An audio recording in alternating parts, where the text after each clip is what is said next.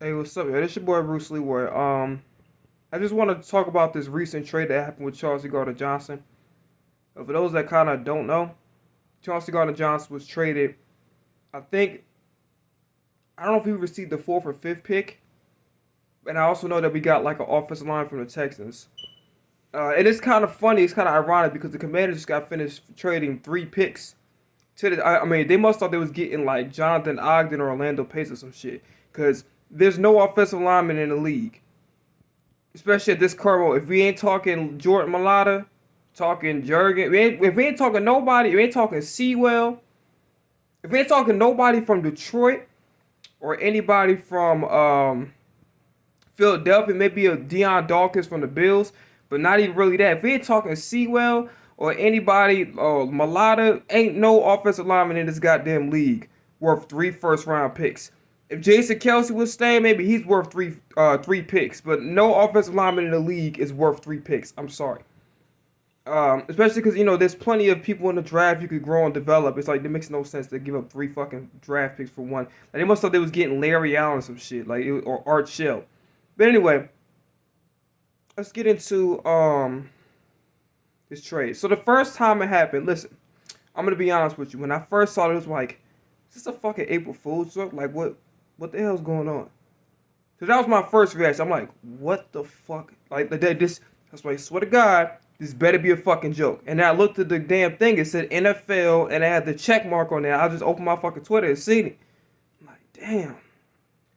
So, I'm like, why the fuck did this take place? So my first reaction was, maybe behind the scenes, Howie and Lurie was tired of Chauncey Gardner-Johnson talking or whatever, but Chauncey ain't really doing nothing. You know what I'm saying? As long as it ain't getting him penalized, as long as it ain't illegal, it shouldn't be a big problem. At the end of the day, all Chauncey was doing during the Slay situation and shit, he went to the Steelers. Good fucking riddance with him. Like, I don't have nothing bad to say about him, but honestly, with all the bullshit he was doing on his way out, good fucking riddance. Like, thank you for what you did, but good riddance. But Chauncey was just defending himself. He didn't even do nothing. Like, more than like he just stand on business, and I respect that about him.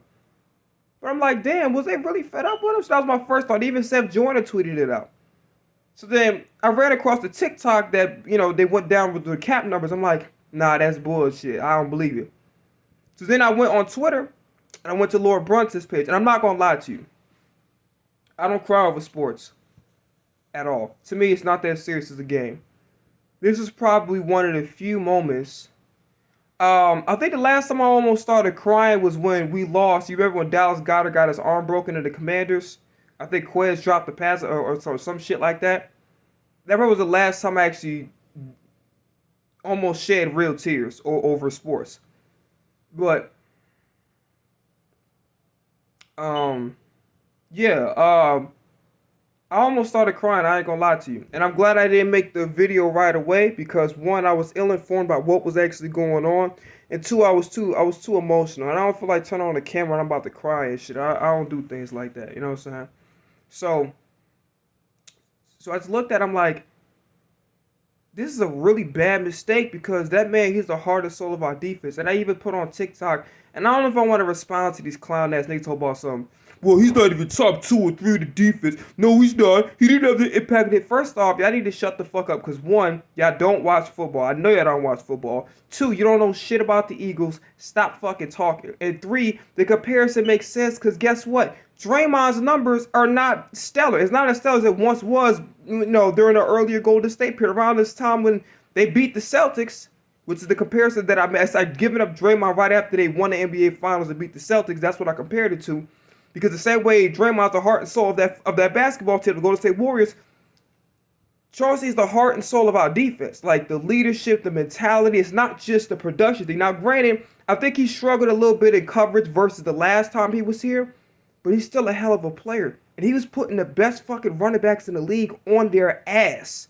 Straight up. He's not even the biggest guy. He was putting the best.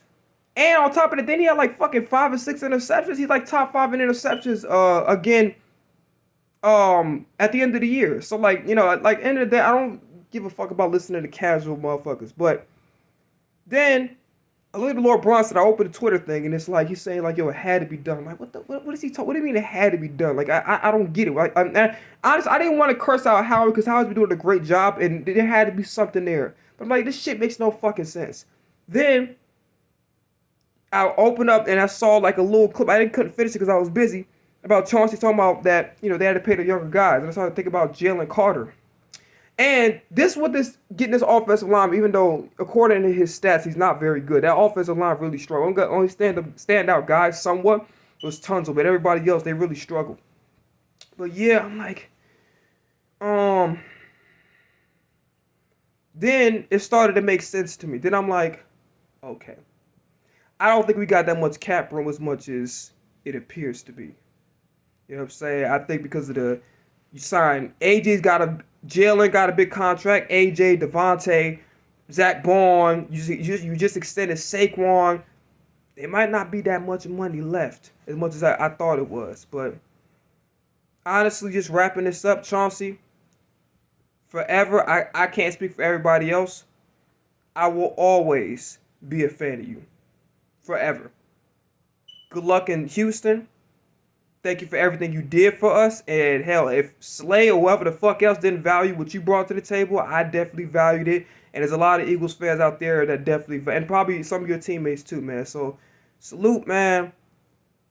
Hopefully you have you're productive over there and your career is the way it's supposed to. And I ain't gonna lie to you, this gonna fuck me up for the whole week, man. So Chauncey, salute to you, bro. And thank you for everything you did for us, man, for sure. I'm out of here, man. Peace.